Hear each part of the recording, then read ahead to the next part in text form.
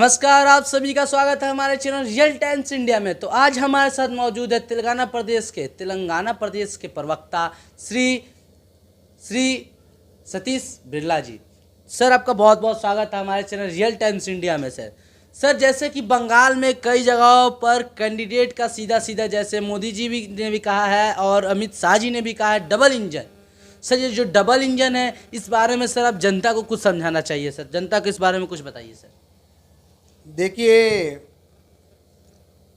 पिछले कई दिनों से हम यहाँ चुनाव प्रचार प्रसार में लगे हैं। भारतीय जनता पार्टी का संकल्प पत्र जिसमें ये साफ साफ लिखा है, और रहा डबल इंजन की बात, केंद्र में मोदी जी की सरकार, प्रदेश में भाजपा की सरकार, ये दोनों सरकारें अगर भाजपा की रही तो यहाँ के प्रदेश का डेवलपमेंट अन्य जैसे शिक्षा हो, जैसे कानून व्यवस्था हो, और नरेंद्र मोदी जी की जो योजनाएं हैं वो योजनाएं ममता बनर्जी ने 10 वर्षों में लागू नहीं की।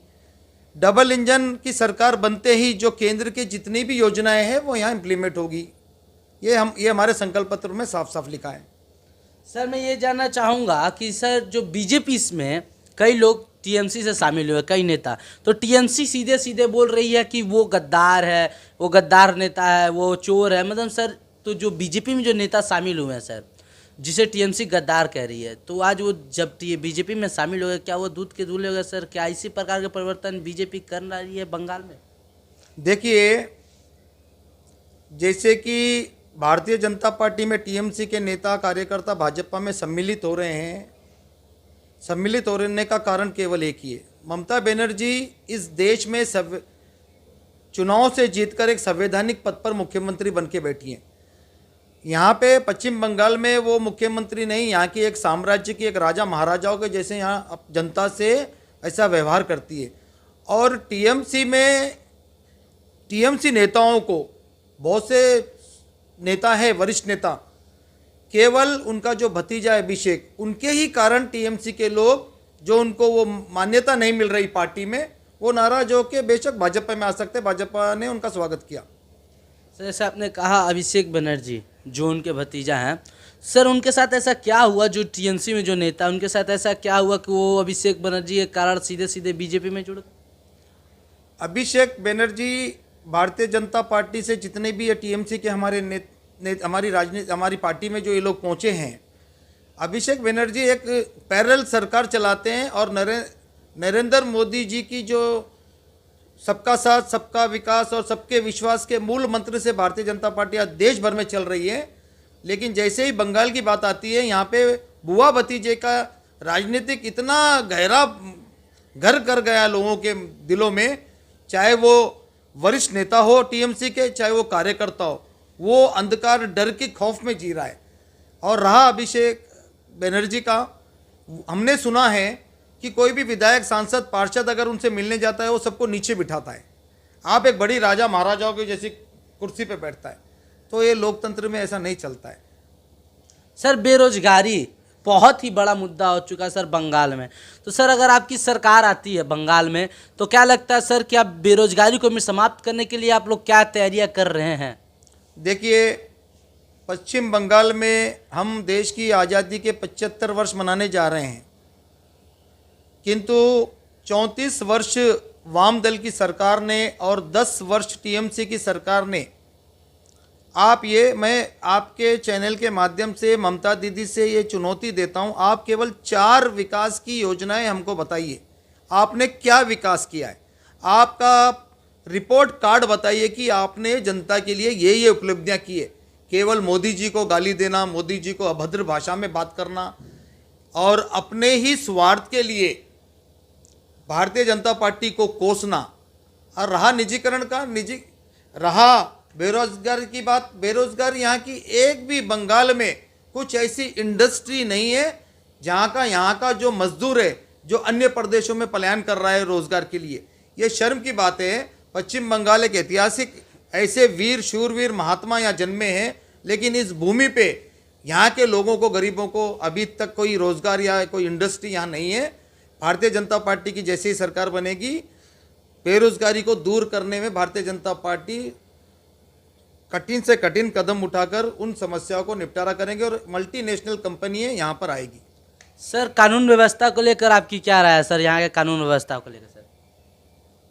कानून व्यवस्था, जैसे कि आपने बताया, कानून व्यवस्था के बारे में यहाँ के टीएमसी के राज्य में टीएमसी के गुंडे, एक गली का मामूली कार्यकर्ता वहाँ के वोटरों को, वहाँ के लोगों को एक पुलिस के दबाव में आकर, पुलिस कठपुतली बना हुआ है टीएमसी का।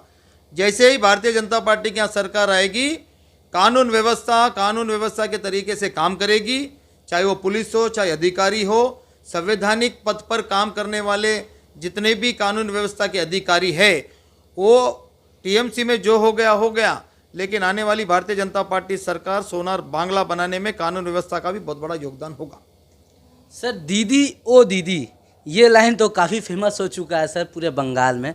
जब भी प्रधानमंत्री नरेंद्र मोदी जी आते हैं बंगाल में तो उनका सीधी एक ही कहा नाम होता है, दीदी ओ दीदी। इस विषय में सर बार बार दीदी क्यों चिढ़ जाती है, यानी ममता बनर्जी को दीदी ओ दीदी कहने से ममता बनर्जी चिढ़ क्यों जाती है सर, इसके ऊपर आपकी क्या राय है सर? देखिए, नरेंद्र मोदी जी देश के यशस्वी प्रधानमंत्री है। वो टीएमसी की मुख्यमंत्री ममता दीदी को दीदी कहते हैं, बहन कहते हैं, क्या वो गाली है? वो तो सम्मान दे रहे हैं, दीदी ओ दीदी। ये चिढ़ने का कारण क्या है? नरेंद्र मोदी जी एक बहन का, एक दीदी को तो बहन बोलते हैं, बहन का दर्जा दे रहे हैं, लेकिन सामने से दीदी क्या कह रही है? दुर्योधन, दुशासन, रावण, ऐसे असंसदीय शब्द से नरेंद्र मोदी जी को संबोधित कर रही है। तो दीदी ओ दीदी शायद उनको ये चुभ रहा होगा, लेकिन मैं समझता हूँ कि दीदी ओ दीदी बोलना एक बहन को सम्मान देने के बराबर है। सर बंगाल में 8 चरणों का चुनाव होने वाला था, जिसमें से 5 चरणों का चुनाव हो चुके हैं, लेकिन सर जहाँ जहाँ 5 चरणों का चुनाव हुआ वहाँ हिंसा काफ़ी तौर पे देखने को मिला है। जैसे उत्तर हावड़ा में बमबाजी, या फिर बोला जाए कि नंदीग्राम में बूथ कैप्चरिंग करना का आरोप लगाया जा रहा है, तो कहीं फिर किसी को कुछ बिहार के शीतलकुंजी में गोली मार दिया जा रहा है सीएसएफ के द्वारा। सर जो हिंसा है सर, जो हिंसा है सर बंगाल में सर चुनाव तौर पर सिर्फ बंगाल में ही देखने को मिलता है, अन्य किसी राज्य में नहीं ऐसे, इसके ऊपर आपकी क्या राय है सर? देखिए, जो आपने सही कहा, पश्चिम बंगाल अन्य प्रदेशों के चुनावों से भिन्न चुनाव होते हैं। यहाँ पे बमबाजी होती है, दंगे होते हैं, मारे जाते हैं। हमारे भी 130 कार्यकर्ताओं से ज़्यादा लोगों को मौत के घाट उतार दिया ये टीएमसी के गुंडों ने। कानून व्यवस्था इलेक्शन कमीशन के अधीन होता है। इलेक्शन कमीशन सीआईएसएफ सेंटर की बहुत से फोर्स बूथ वाइज आज काम कर रही है, 24 घंटे अपनी ड्यूटी निभा रही है, जिसके आंकड़े मैं आपको बता दूं कि 80% से ज़्यादा यहाँ मतदान हो रहा है, क्योंकि निष्पक्ष होके मतदाता उस बूथ तक जा रहा है। उस बूथ तक जाने का श्रेय मैं उन फोर्स को देता हूँ, मैं सलूट करता हूँ उनको कि वो बहुत अच्छा अपना निभा रहे हैं। लेकिन दूसरी ओर ममता दीदी, ये जो दंगे हो रहे हैं, जो मारे गए गोलीकांड में, उन परिवारों को हम भारतीय जनता पार्टी की ओर से हमको सद्भावना देते हैं, उनको उनके दुख में शामिल होते हैं, उनको भगवान उनकी आत्मा को शांति दे। किंतु उन गरीबों को उकसाने वाली कौन है? ममता दीदी है। ममता दीदी ने खुलेआम जनहित में यह कहा कि आप जाओ, हथियार लेके जाओ, जाके फोर्स का घेराव करो, फोर्स पे हमला करो। तो अपने आत्म सुरक्षा के लिए फोर्स क्या करेगा? जब चुनाव होता है, 144 सेक्शन होता है, और हमने ये भी सुना, जिस बूथ में आपने बताया, जिस बूथ में ये गोली कांड हुआ और जो मारे गए, उसमें से वो कोई भी लड़का उस बूथ का, उस क्षेत्र का व्यक्ति नहीं था, नॉन लोकल था। सर लेकिन मैं ये देख रहा हूँ कि कई पार्टियाँ कहती है, कई विरोधी पार्टियाँ कहती है कि बीजेपी धर्म पक्ष करती है, ज़्यादा धर्म देखकर पार्टी करती है, ज़्यादा हिंदूवादी बात करती है। सर इसके ऊपर आपकी क्या राय है सर? नहीं, भारतीय जनता पार्टी, जैसे मैंने कहा शुरू में, भारतीय जनता पार्टी का, नरेंद्र मोदी जी का केवल एक ही मूल मंत्र है, सबका साथ, सबका विकास और सबका विश्वास। मैं पूछना चाहता हूँ, आज 370 धारा कश्मीर में हटाई गई, कई वर्षों आज़ादी से आज तक हम कश्मीर एक हमारे पीछे एक दाग के जैसे लगा था। हमारा पड़ोसी देश उग्रवादियों को भेज रहा था। ये केवल नरेंद्र मोदी जी के कर कमलों द्वारा हुआ। आज 370 हटिए, और ये श्रेय मैं भारतीय जनता पार्टी को, नरेंद्र मोदी जी को देता हूँ। और रहा दूसरी बात, हर समुदाय को नरेंद्र मोदी ने बारीकी से, करीब से देखा है। ट्रिपल तलाक मुसलमान बहनों के लिए इतना बड़ा कानून, ऐतिहासिक कानून लाकर उसको पारित करवाया। आज देश की हमारी मुस्लिम बहनों को एक गर्व के साथ, एक सम्मान के साथ उनको यह कानून मिला है। इसके लिए भारतीय जनता पार्टी कभी हिंदू मुस्लिम कार्ड नहीं खेलती है। भारतीय जनता पार्टी केवल विकास की राजनीति करती है, सबके साथ की राजनीति करती है, सबके विश्वास की राजनीति करती है। सर मैं ये देखना चाहता हूँ सर कि जो मतुआ समुदाय हैं, जैसे मैं देख रहा हूँ कि कई मतुआ समुदाय हैं जहाँ बंगाल में आए हैं, बाहर बांग्लादेश से। सर अगर आपकी सरकार बनती है तो उस मतुआ समुदाय के लिए सर आपकी सरकार कहाँ तक उसकी सुनिश्चितता कर पाएगी, नागरिकता दे पाएगी सर? देखिए, मतवा समाज का एक बहुत बड़ा फैक्टर रहा है पश्चिम बंगाल में, और मतवा समाज एक बहुत बड़ी आबादी रखता है इस प्रदेश में। लेकिन वोट बैंक के लिए ममता दीदी ने उनको यहाँ की नागरिकता आज तक नहीं दिलाई। लेकिन मैं आपके इस चैनल के माध्यम से आश्वासन दिलाता हूँ कि हमारा संकल्प पत्र में मतवा समाज को इस देश की नागरिकता मिलेगी, और अन्य समाज के जितने भी लोगों को नागरिकता देनी होगी, भारतीय जनता पार्टी जैसे ही सरकार में आएगी मतवा समाज को और अन्य समाजों को यहाँ की नागरिकता देगी, ये निश्चय है। सर नागरिकता की अपनी बात की तो मैं नागरिकता से ये याद आया सर कि प्रधानमंत्री नरेंद्र मोदी जी, अमित शाह जी ने एक बिल पास किया था NRC, CA, NPR। सर ये अगर सरकार आपकी बंगाल में आती है तो इसे लागू करेंगे सर? तो क्या लगता है सर लागू कब करेंगे सर? और सर इससे क्या जो बंगाल के निवासी है, जो अन्य कास्ट के जैसे विरोधी पार्टियां कहती है कि जो बंगाल के निवासी है उससे बहुत ही NRC, CA, NPR से बहुत उन्हें हानि होगी सर, इसके ऊपर आपका क्या राय है सर? नहीं, ये देखिए, ये राजनीतिक एक षड्यंत्र है। लोग जो अन्य राजनीतिक विरोधी दल जो बोल रहे हैं कि यहाँ के लोगों को इससे समस्या होगी, लेकिन मैं आपका थोड़ा और एक पीछे जाकर आपका ध्यान आकर्षित करता हूँ। ये कानून CA, NRC पाकिस्तान में, बांग्लादेश में या अन्य मुस्लिम कंट्रियों में, देशों में जहाँ के वहाँ के जो माइनॉरिटी लोग हैं, जैसे हिंदू, सिख, ईसाई, पारसी, बौद्धिस्ट, इन लोगों को नागरिकता देने की बात केंद्र सरकार ने की है।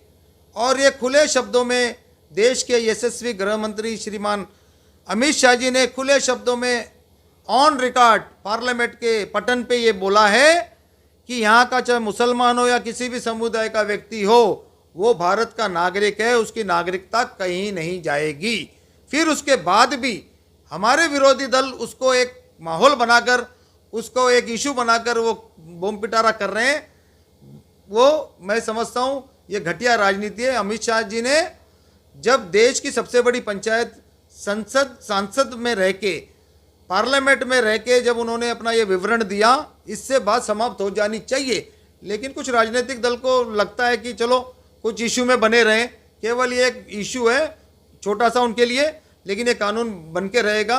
कई जगहों पे काम भी शुरू हो चुका है, और जितने भी, मैं फिर दोहराता हूँ, जितने भी यहाँ के मुसलमान भाई बहन हैं या माइनॉरिटी वर्ग के लोग हैं जिनकी नागरिकता इस देश में है, वो बाप, पिता, दादा के परदादा, फैमिली दर फैमिली रह रहे हैं, उनकी नागरिकता कहीं नहीं जाएगी, ये निश्चित है।